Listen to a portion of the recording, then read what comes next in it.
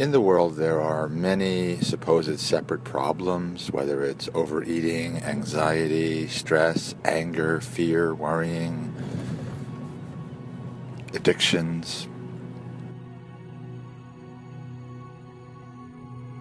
which are postulating that it's all one problem. You can trace them all back to one thing, which is great for you because then I can just do one guided meditation that serves all these different needs. In life, I believe in order to protect ourselves or get love, not wanting to be vulnerable, or we are affirming our love, which runs the risk of us getting too attached and then being hurt. And that's kind of the risk of the game of life. But there's a third stage which isn't talked about very much, although I talk about it a lot, which is transcending thought altogether, transcending identity, not being your thoughts, not even being your feelings and emotions, but being pure awareness. This is a guided meditation to ease people along those three steps or stages. And then if you go, which is natural if you're not awakened, to go back to the first stage, that's fine. And it all is very simple. There's just three different phrases we say with the in-breath and the out-breath. And because you're doing three, but you only have two breaths, they end up falling on either the in or the out. So I'll just say breathe.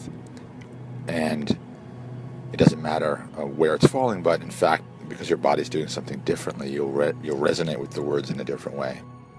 The recommendation is to do these three phrases throughout the day, and you'll begin to see how, in your own way, you are either grasping or rejecting or running from things, operating out of fear.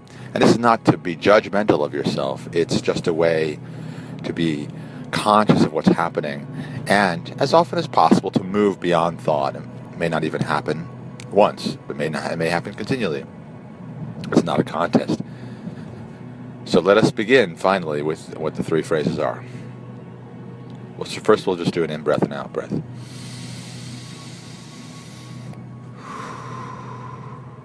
So keep breathing in and out very slowly. Fill up your lungs and then release any tension that comes in.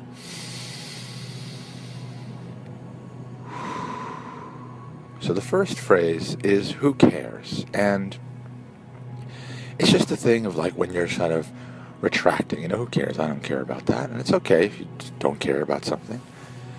But even in this statement, breathe, even in this statement of who cares, you're caring about something. The rejection of something is a protective moment. So even in that moment, you can respond with, I care.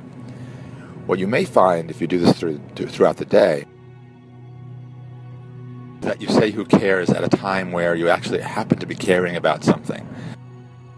There may be a push or an affirmation that, hey, this is me, I care. So who cares on the in or out breath, right, depending on where you are. And then the response is, I care. Who cares?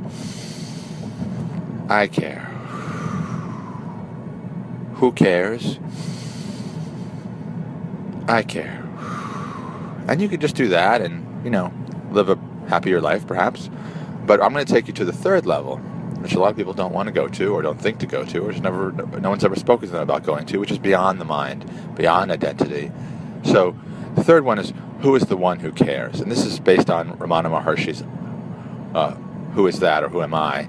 But that's challenging for people because it's kind of vague, like what are you responding to? Now we're like, we're engaging in this act of whether I'm caring or not caring, then who is that who's doing the caring? So there's a verb involved, right? So even if my explanation didn't make a lot of sense, we're just going to go through it right now, and you'll see what thoughts and emotions arise up, and hopefully this will be helpful for you. Here we go. Who cares? I care. Who is the one who cares? Who cares? I care. Who is the one who cares? Who cares? I care. Who is this one who cares?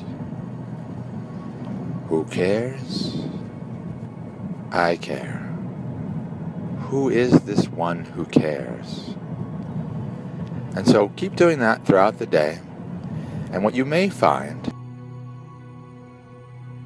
is that when you're rejecting something, unconsciously just rejecting something, you'll hear the "who cares" pop into your mind, and you'll be like, oh wow, I'm rejecting something, I don't need to spend that energy rejecting it.